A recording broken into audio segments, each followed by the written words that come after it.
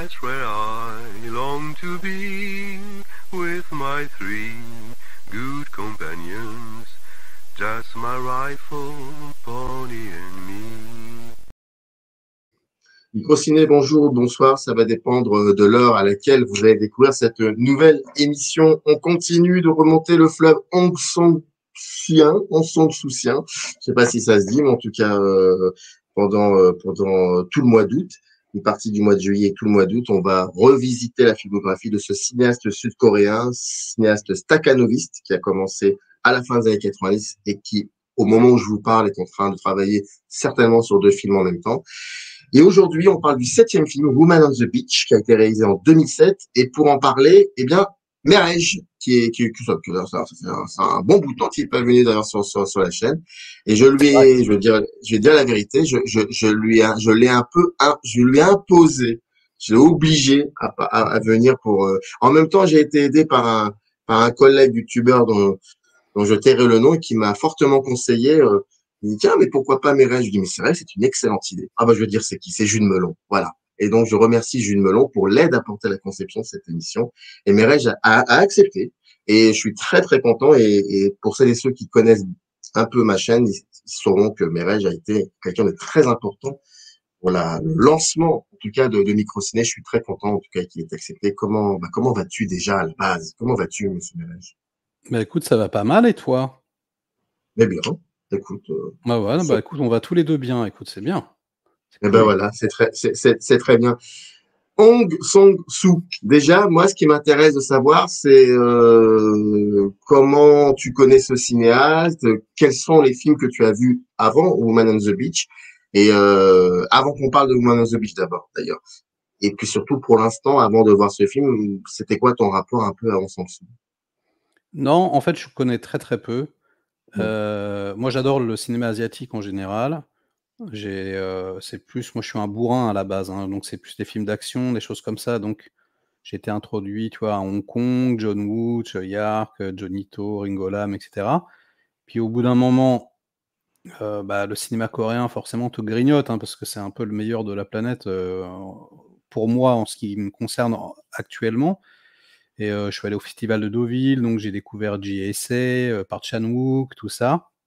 Donc j'ai commencé à découvrir les polars et puis bon, bah, à un moment donné, tu découvres les drames et puis, je sais pas, tu découvres Kim Ki-duk, donc là, c'est comme la boîte de Pandore, tu vois? Tu fais: «Ouh là, ouais, en fait, ils sont capables aussi de faire du cinéma d'auteur, ultra poignant, intéressant, et cetera». Puis j'entendais parler d'Hong Kong-soo, ça fait plusieurs fois, voilà, le Rohmer, coréen, nanana. Et donc, je sais plus, les titres exacts, mais il y en a un qui m'a marqué, mais tu vas me retrouver le titre. C'est un récent, avec un bah, c'est marrant parce que c'est également un metteur en scène qui invite en fait, c'est une actrice qui vit aux États-Unis, qui a été une ancienne, Juste sous star. vos yeux. Voilà, Juste juste sous sous vos vos yeux. yeux, voilà, tout à fait. Puis il l'invite au restaurant, il lui dit: C'est superbe, il faut absolument votre comeback, nanana». Et puis, il la charme, il la séduit. Il y a énormément de points communs entre ce film-là et le film dont on va parler aujourd'hui, d'ailleurs. Du coup, c'est très marrant. Mais même si je maîtrise pas bien, Hong Sang-soo, j'ai déjà vu, je pense, enfin, en tout cas, tu me diras si je suis dans l'erreur ou pas, mais j'ai l'impression d'avoir peut-être saisi, 2-3 petites choses, voilà, comme ça, à l'instinct, on verra si je me trompe.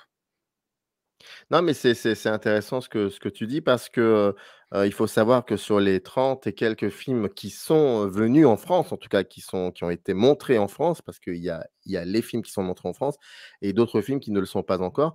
Par exemple, Traveler's Need et qui est censé être le dernier Hong Sang-soo a été montré au Festival de Berlin cette année, je crois. Il n'est pas encore sorti en France et il y en a 2 autres déjà qui ne sont pas en préparation, qui sont voire même en post-production. C'est-à-dire que les films sont déjà tournés. Donc c'est quelqu'un qui a besoin, qui filme énormément, non pas que le cinéma est plus important que la vie, mais seul le cinéma lui permet finalement de regarder le monde. Et c'est très intéressant parce qu'au bout de 30 films, bien évidemment, bah, il y a des répétitions, il y a des choses que l'on voit très souvent. Et donc ce que tu disais par rapport à Juste sous vos yeux, qui est un film remarquable et extrêmement dur en même temps, eh bien, on le retrouve ça effectivement dans le Woman on the Beach, mais aussi dans la plupart de ses films. Dans énormément de ses films. Il y a toujours, par exemple, il y a toujours ce motif, par exemple, du cinéaste. Souvent, dans les films de Hong Sang-soo, ce sont des personnages qui sont issus du cinéma ou de l'art Oui, en oui, oui. général. Bah, Donc, cinéaste, on voilà. on sent carrément qu'il parle de lui, mais d'ailleurs, ce que tu viens de dire, c'est très marrant parce que, le cinéaste le dit. Le personnage du cinéaste dans le film, Woman on the Beach, dit à un moment à l'héroïne principale, il lui dit: «Écoute, moi, je ne peux pas m'exprimer avec des mots, mais je m'exprime, à travers des actions et des faits». Et donc du coup, tu peux très bien y voir, Hong Sang-soo qui est donc obligé, comme tu disais, quoi, de faire des films. Il a un besoin de s'exprimer, avec, à travers son art, quand même un boulimique de travail comme ça, il l'avoue lui-même dans le film, c'est marrant. C'est un besoin comme ça insatiable, c'est que nous, les cinéphiles, parce qu'on est quand même un cinéphile, il faut dire ce qui est, à savoir qu'on est tellement amoureux du cinéma qu'on a besoin de cinéma au quotidien et tous les cinémas, j'entends bien, mais il y a aussi celles et ceux qui créent des images et qui ont besoin, beaucoup plus besoin que peut-être d'autres, de façonner des images parce que ça leur permet finalement de comprendre un petit peu où ils en sont. Et moi, ce que j'aimerais bien savoir, c'est que, hem, après, donc j'imagine c'était la première fois que tu voyais Woman on the Beach. Est-ce Oui. que déjà par rapport à ça, cet aspect du cinéma dans un film, est-ce que c'est quelque chose qui te gêne habituellement? À savoir un film qui raconte les méandres amoureux d'un cinéaste, ou d'un réalisateur ou bref quelqu'un qui a un lien avec, le langage qu'il est censé tourner. Est-ce que c'est quelque chose qui souvent, qui habituellement t'embête ou pas du tout? Et en l'occurrence, dans ce film, est-ce que pour toi, ça t'a permis d'entrer plus facilement dans le film parce qu'il y avait un personnage de cinéaste et de direct et il y a aussi son ami qui est, je crois, qui s'occupe des décors, si je me trompe pas. Décorateur, oui, tout à Il est fait. Et puis décorateur, elle voilà. elle qui est musicienne aussi, Elle qui est musicienne, compositrice, ouais, enfin, donc heu, toute proportion gardée. Pas du tout en fait, ce qui me gêne plus, moi, c'est quand on a un film dans le film. C'est-à-dire quand, on est sur le tournage d'un film, parce que, 80 du temps, le film dans le film est débile. Tu vois? C'est souvent une parodie, tu vois? Même quand, là, le premier truc qui me vient, c'est Ça tourne à Manhattan, mais, c'est tu peux pas croire que le personnage qui est présenté comme quelqu'un «d'intelligent» entre guillemets, réalise un film aussi nul, quoi. En fait, ça marche jamais, je trouve, enfin, en tout cas, c'est très rare que ça fonctionne. Heu, Alors que, au contraire, un personnage, de cinéaste, de réalisateur, ça me aurait plutôt tendance à me capter, à m'intéresser et même, j'allais dire, à rajouter une petite plus-value, émotionnelle puisque, moi j'adore ça, la mise en abîme et puis je suis, comme disait mon prof de cinéma, ouais, je suis un peu un intellectuel instinctif. Du coup, j'aime bien faire des liens, un peu, tu vois, la masturbation intellectuelle en me disant: «Ouais, alors attends, en fait, c'est Hong Sang-soo qui parle de lui-même. Qu'est-ce qu'il veut dire? Pourquoi? Est-ce que le comportement de ce personnage, c'est, une flagellation personnelle? Est-ce que du coup, il avoue quelque chose, de ses propres défauts?» Tu vois? Donc du coup, je trouve que ça rajoute une petite dimension, intéressante quoi, heu, donc oui, là, ça m'a carrément plu, je dirais. alors, Intéressé. j'ai omis de préciser, pour celles et ceux qui ne le sauraient pas, que Merrej, a une chaîne YouTube. C'est très important parce que sur Microciné, en tout cas, il est important pour moi qu'une fois sur 2, il y ait aussi des confrères et consoeurs du milieu qui soient là et c'est vrai que sur tes vidéos, tu es très sensible au cinéma au pluriel provenant, des pays d'Asie et là où je veux en venir, progressivement, avant qu'on parle de l'intérieur du film Woman on the Beach, comment, peut-être, selon toi, vraiment d'un point de vue subjectif, comment tu pourrais inscrire, le cinéma de Hong Sang-soo dans le cinéma sud-coréen? Même si tu en as vu très peu dans Sang-soo, peu importe, tu en as vu un, Non, deux, mais 3, on s'en fout, je mais le comment tu le verrais celui-là? si, si, non, non, je te dis, c'est ce que j'ai essayé de te dire un petit peu au début. Je le range vraiment pour moi, c'est un Kim Ki-duk, moins sombre. Enfin, il est un peu sombre, hein, quand même, d'après enfin, il y a quand même, mais moins désespéré quand même. Il y a peut-être un petit peu plus de poésie, de légèreté tout de même, alors qu'un Kim Ki-duk, c'est vraiment pour moi, c'est le nihilisme total, quoi. C'est vraiment la noirceur la plus intense. Mais oui, je le classerais, tu vois, dans une catégorie, j'ai envie de te dire, de réalisateurs qui sont auteurs également, hein, qui écrivent même, qui ont besoin d'expulser quelque chose et qui, dans leur mise en scène, sont peut-être, au niveau du cadre, assez effacés. C'est-à-dire que ce qui va être plus important, probablement, c'est à l'intérieur du cadre. C'est comment les personnages vont bouger, les rapports, ça peut être très lent, ça peut être même, moche d'une certaine façon. On cherche pas forcément le côté graphique, ou le côté pictural, et j'ai l'impression, j'exagère peut-être un peu, mais j'ai l'impression qu'il s'en fout un peu et que vraiment ce qui l'intéresse, c'est les comédiens, les situations, les dialogues, parfois peut-être même la lenteur, cette recherche de vérité, en fait, quelque part, s'effacer, derrière un propos et pas, tu vois, on va pas sentir le cadreur un petit peu parfois parce qu'il y a des zooms, des trucs comme ça, là, dans celui-ci, mais globalement, c'est, une mise en scène, je je pourrais après peut-être que je me trompe, mais je la qualifierais comme ça, plus chez lui, hein, d'ailleurs que Kim Ki-duk, mais lui, je le sens un peu théâtral, quoi. C'est-à-dire, il a pas du tout peur de te laisser un plan fixe pendant 12 minutes, rien à foutre, quoi. Tu vois, il va laisser les acteurs jouer, et heu et je pense que c'est quelqu'un qui doit beaucoup se régaler à écrire, à improviser et à jouer avec les comédiens, quoi. Il est en recherche d'une certaine authenticité, vérité, je pense, et d'ailleurs, il me semble que l'actrice principale du film, c'était son premier film. C'était pas une actrice, enfin, c'était une Ouais, ouais. totale débutante, quoi, et elle a gagné avec ce film, l'Oscar coréen, quoi, je sais pas, enfin, ils ont une catégorie particulière, tu vois? Meilleure actrice non professionnelle, je crois, c'est un truc comme ça, et donc elle a gagné, ce prix-là, et maintenant elle fait énormément de films, c'est devenu un peu quand même, une figure.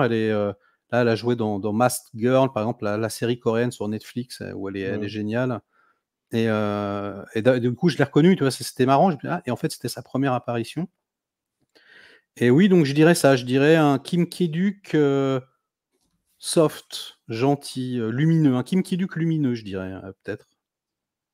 Donc Woman on the un auteur, et pas forcément un esthète. Je sais pas si, ça veut dire quelque chose? Oh, les 2 peuvent se rejoindre, mais je vois, mais on va développer ce que tu viens de dire. J'ai une question en ce sens d'ailleurs, mais avant cela, pour celles et ceux qui n'auraient pas vu Woman on the Beach, je rappelle tous les films d'Hong Sang-soo sont, largement disponibles en DVD, Blu-ray, voire même, en VOD ou par d'autres moyens. Le film Woman on the Beach raconte tout simplement l'histoire d'un cinéaste qui a une panne d'inspiration, qui doit rendre un scénario et qui a besoin d'être aidé, et il va dans une station balnéaire accompagné de son, ami et décorateur qui lui-même, l'accompagne en bagnole et qui lui-même vient avec, enfin lui, il pensait que c'était sa copine, mais en fait, elle lui fait comprendre que non, ils sont pas ensemble, même s'ils se sont déjà embrassés. C'est des petites scènes comme ça qui sont assez drôles, et cette, femme est compositrice, musicienne, compositrice, bref, et voilà, et le film commence comme ça. Le film dure plus de 2 heures. Il faut savoir que les premiers en Sang-soo avaient une durée effectivement assez imposante, et puis progressivement, il est arrivé à faire des films qui duraient, voire parfois, 1 heure, juste 1 heure, et ça va, mais ça n'empêche pas que à l'intérieur de ces 60 minutes, il y ait beaucoup, beaucoup, beaucoup de choses. Tu parlais d'intellectuel instinctif. Ça Oui. m'intéresse ça parce que, est-ce qu'on pourrait, finalement, associer ça aussi à sa manière, tu parlais de la composition de cadres et des valeurs de plan. Est-ce que finalement tout ça, la manière que tu avais de parler de la construction des plans, la valeur des plans, ce serait ça finalement l'intellectualisme instinctif dont tu parles? Oui, oui, oui, je pense que tu as raison. Après, je mets quand même une grosse parenthèse parce que celui-là, il est quand même, il y a quand même énormément de choses qui se passent dans le cadre, hein. Je suis pas en train de dire que c'est pas mis en scène, attention, hein. L'apparition de l'héroïne, par exemple, tu la vois arriver en voiture, tu vois pas son visage, puis le plan d'après, elle est uniquement de dos, alors que tu qu'une seule envie, c'est de voir à quoi elle ressemble, puis tu entends sa voix d'abord, puis après elle se retourne, et puis, tu vois, c'est un peu la Johnny To, Junito, c'est un esthète, mais il fait les 2, c'est-à-dire que c'est la façon dont il place les corps dans l'espace. Tu vois, il va y avoir, par exemple, toujours le 3e larron au milieu des 2, par exemple, quand ils commencent à discuter et puis après, il va s'effacer, il va être, un petit peu éjecté de l'équation au fur et à mesure et puis tout de même avec des zooms, il utilise beaucoup le zoom dans celui-ci, il va, te créer un peu de suspense, parfois un petit peu il va inverser les valeurs, tu vois? Notamment, on a donc c'est le réalisateur qui fait des avances vraiment, il y va quoi, auprès de cette nana, puis elle cède un peu et du coup, il va y avoir une longue séquence ou un long plan qui va changer et puis le plan d'après, tu vas voir en fait uniquement eux 2 à table en train de manger. Donc tu vas avoir Mmh. l'impression qu'il a gagné, qu'il a remporté le combat, puis qu'il est avec elle et cetera. Puis en fait, il va dézoomer et là, tu vas voir que le 3e larron, en fait, il est encore à côté en train de manger avec eux et cetera. Donc il y a quand même une vraie, il y a une recherche picturale, hein, quand même, hein. Je suis pas en train de dire que c'est 0, hein, c'est même, très bien fait. Mais ce que je veux dire, c'est que c'est pas esthétisant, quoi. Il est pas là en train de te dire: «Ouais, tu as vu le plan, comme il est magnifique», il recherche, je pense, vraiment à être le plus proche de la réalité possible et d'ailleurs, peut-être que je me trompe, mais tu me diras, si j'ai tort, ce film est filmé en 35 millimètres, l'autre, comment ça s'appelle? Putain, j'arrive pas à retenir. Juste sous vos yeux. Juste sous vos yeux, j'ai pas du tout l'impression, je crois que c'était filmé en vidéo ou, Oui, oui, oui, c'était ça. Il est passé à une autre période une autre ou étape de sa vie où mais il en filme fait, en numérique. c'est normal pour moi. C'est-à-dire que là, limite, même ce film est trop beau par rapport, je pense à la vérité qu'il recherche et ce que j'avais beaucoup aimé, dans l'autre aussi, c'est que, bah, justement cet aspect vidéo, je vais être un peu méchant, mais un peu DV, tu vois? Mais en fait, je trouve, t'amène, toi spectateur, à encore plus de réalisme. C'est-à-dire que du coup, tu vois, tu dis: «Bon OK, d'accord».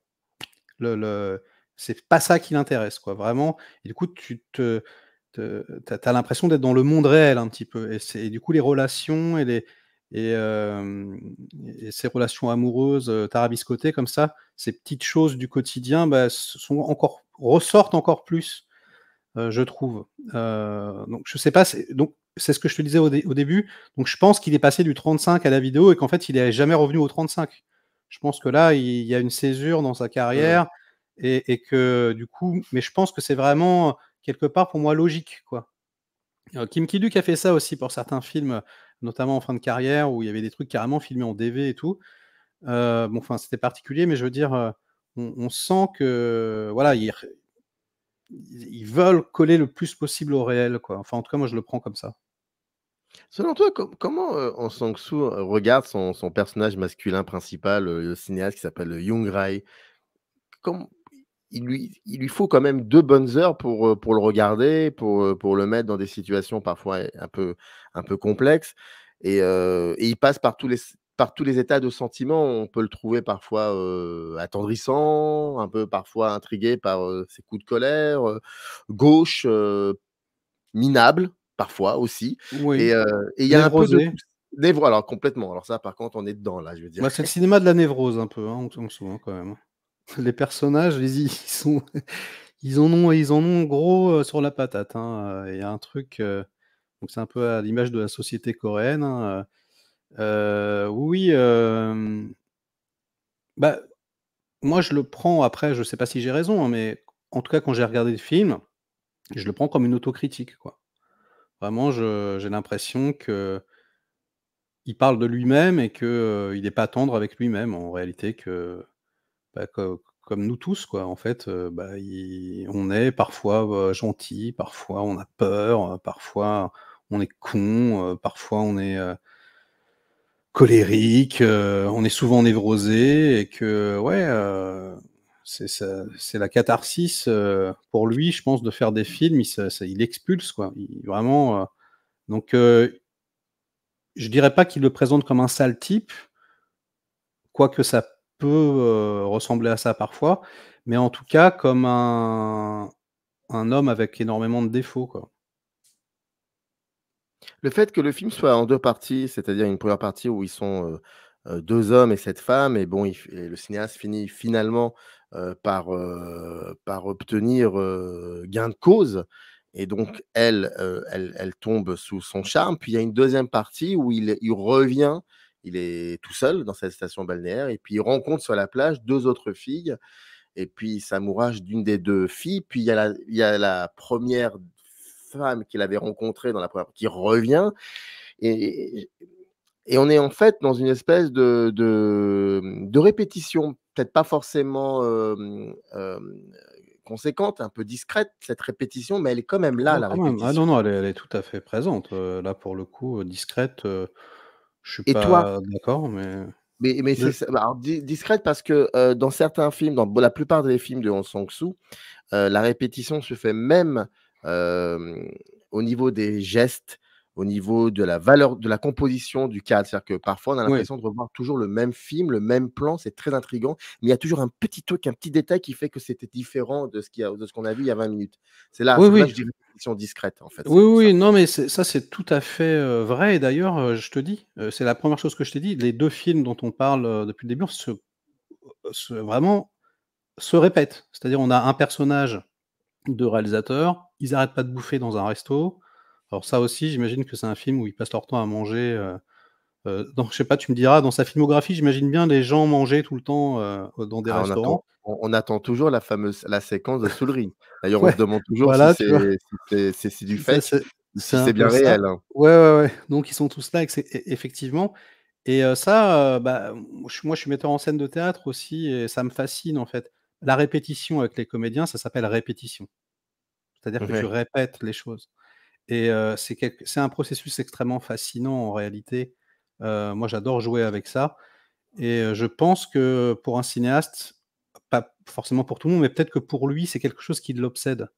Je pense que, tu vois, la recherche de la vérité par la répétition, c'est peut-être quelque chose, ouais, qui doit l'obséder un petit peu et puis, on peut y voir également, philosophiquement parlant, tu vois, l'homme et ses erreurs, tu sais, l'éternel recommencement, heu, de toujours, reproduire les là, le réalisateur, il est, tu vois, quelque part, parce que cette séquence, elle est très intéressante. Enfin, il va chercher cette en fait, il est complètement névrosé, il lui dit qu'il l'aime, ensuite, il lui dit qu'il sait plus, il a peur, il la redégage à Séoul, mais il revient sur la plage et puis, il la rappelle en lui disant: «Ah, tu me manques et cetera, c'est formidable». Puis il rencontre l'autre et puis là, en fait, il recherche son fantôme quelque part, parce qu'il lui pose des questions par rapport à la première, hein.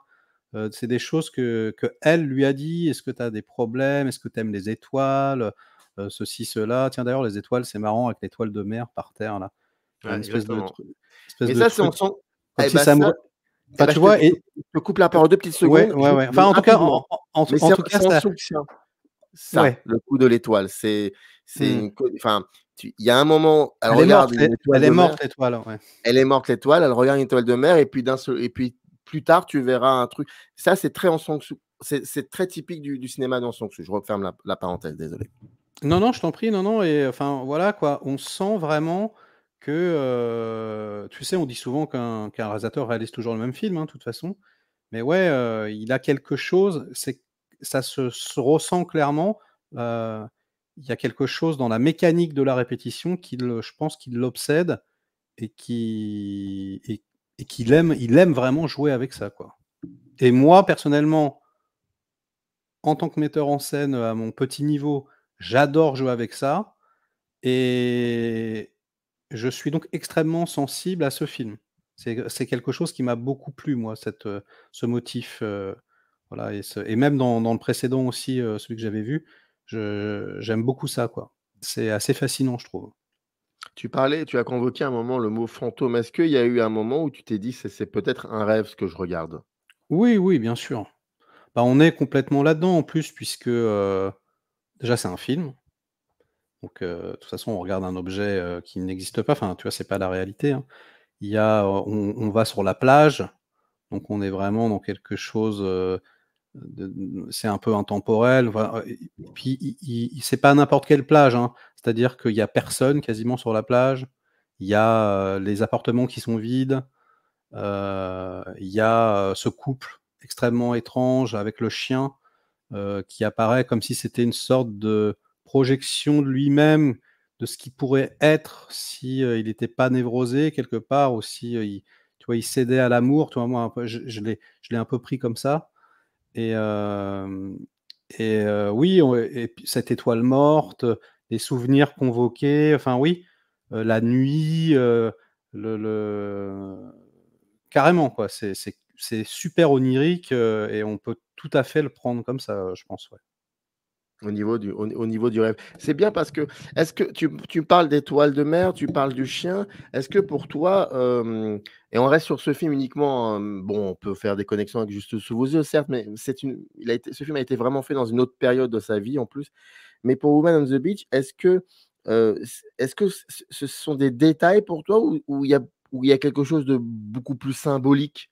Et si tant est c'est du symbolisme, est-ce que ce serait pas trop redondant finalement pour la continuité, pour la narration quoi du film? Bah, je pense que ça dépend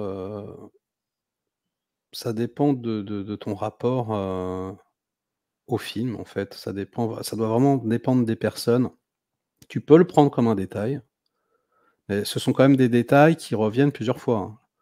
Personnage, du couple avec le chien, tu vois, c'est quand même 3 scènes avec, le chien qui s'en va, le chien qu'on abandonne, enfin, tu vois, il y a vraiment des connexions, avec le couple originel. Donc là, très, très, très franchement, ça m'étonnerait que ça soit mis là au hasard, tu vois? Un détail, non, je pense que c'est de sa part, c'est important, c'est symbolique. Il veut raconter quelque chose, avec. Enfin, il y a un sens, il faudrait lui demander, mais je pense que oui, il y a ça évidemment, pour moi, c'est clair et net que ça c'est pas juste mis là au hasard. De toute façon, rien n'est mis là au hasard, en principe, dans un film, selon moi, surtout chez les grands réals. Mais, tu peux, je pense, en tant que spectateur, t'en foutre complètement, quoi.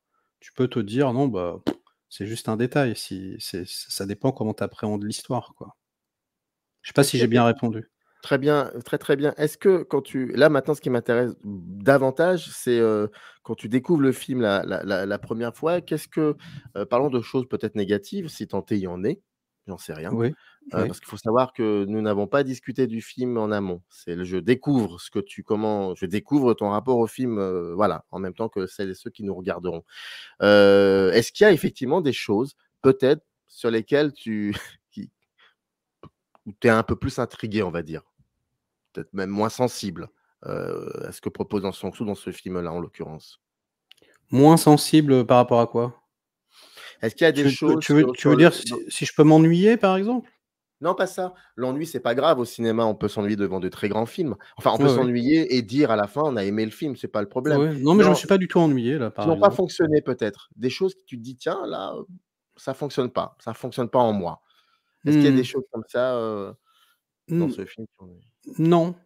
Non, non, non, parce que je te dis, j'ai tout de suite été, fasciné par 2 aspects. Déjà, donc le cinéaste, le personnage, mmh, qui est donc, écrivain, cinéaste, auteur, et donc ça a tendance à me capter tout de suite. Et puis ce dont on parlait juste avant, c'est-à-dire cette répétition, cette recherche, enfin voilà, moi j'aime beaucoup le double, c'est un thème qui me plaît beaucoup.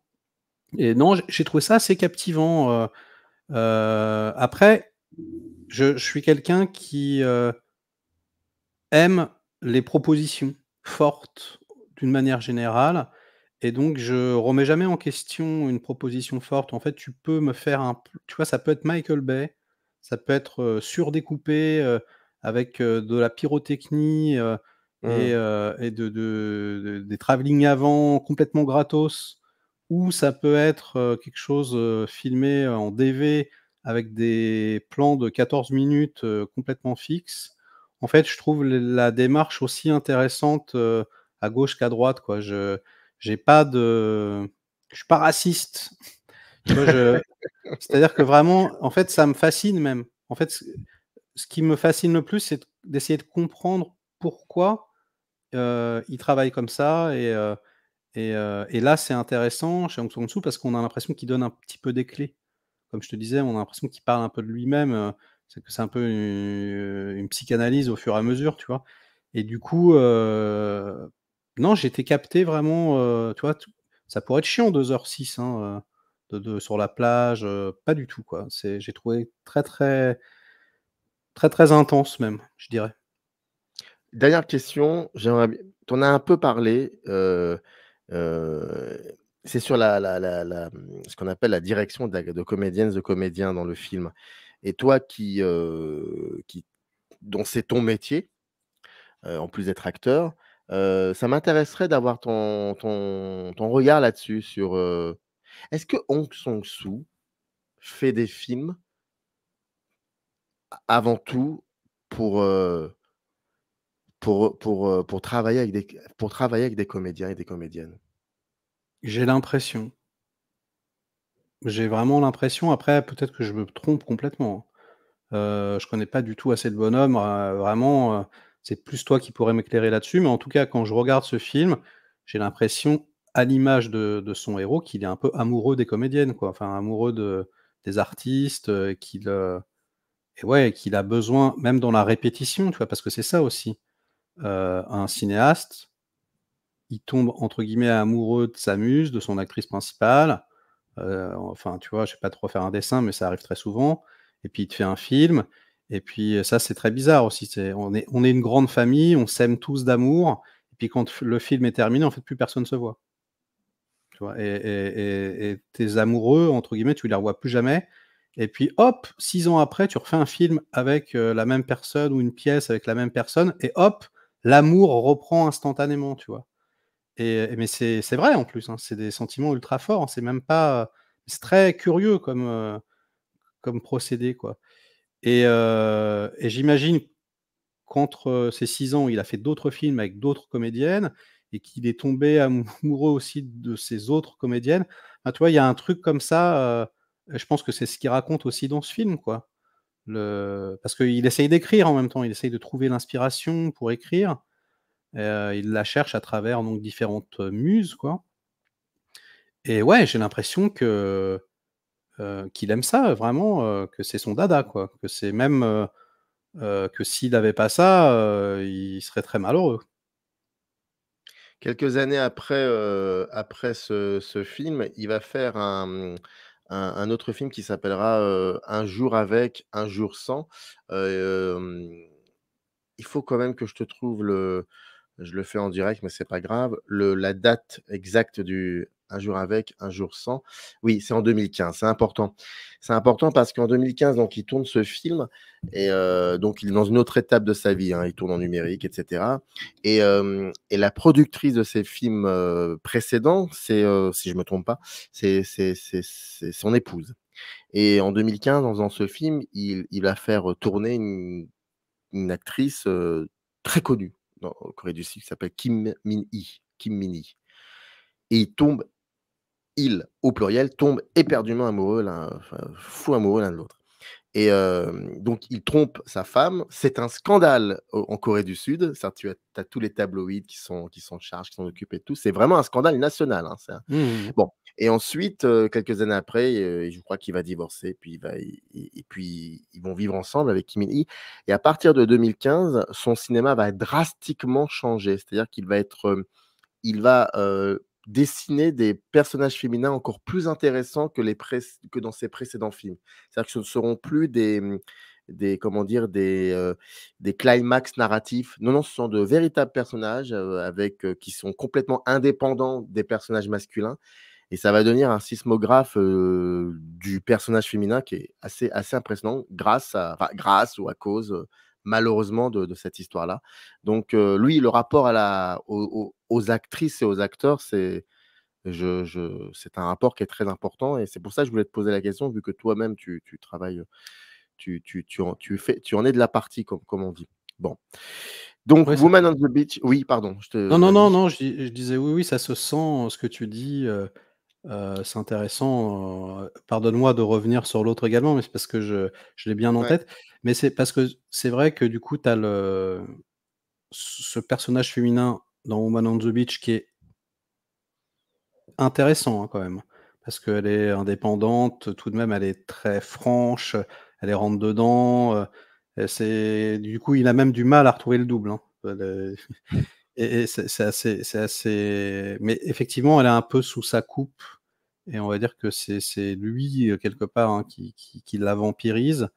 Alors que dans l'autre, effectivement, c'est beaucoup plus elle, l'héroïne principale et on est beaucoup plus critique, encore plus avec l'autre, avec l'homme et puis, finalement, c'est elle qui sort, triomphante de la situation quelque part. Enfin, je caricature, mais, du coup, c'était assez parlant ce que tu disais, je Oui, parce qu'il y a ce fameux rire à la fin, ah dans oui, Juste c'est sous vos yeux, extraordinaire, cette qui scène. vient après une Ah nouvelle, enfin, on peut ah pas ouais. trop, Non, tu c'est d'habitude extraordinaire.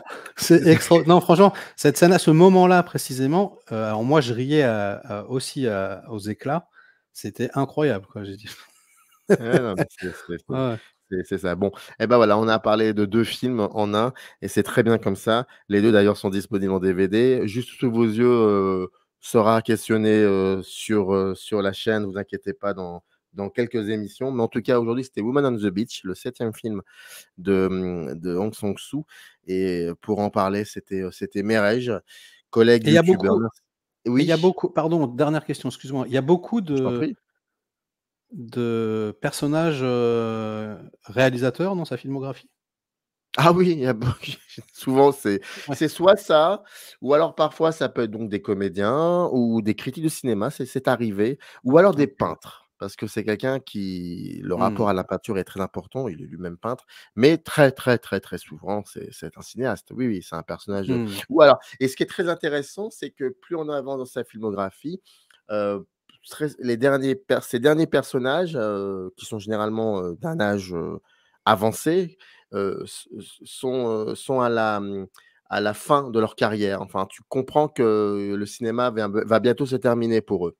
Et puis tu as Mmh. des exceptions. Là, il a sorti un film récemment qui s'appelle In Water où il suit, une équipe de tournage, très, très minime, un jeune homme, donc c'est une autre génération qui tourne, et le film est filmé flou. Enfin, il est en flou le film.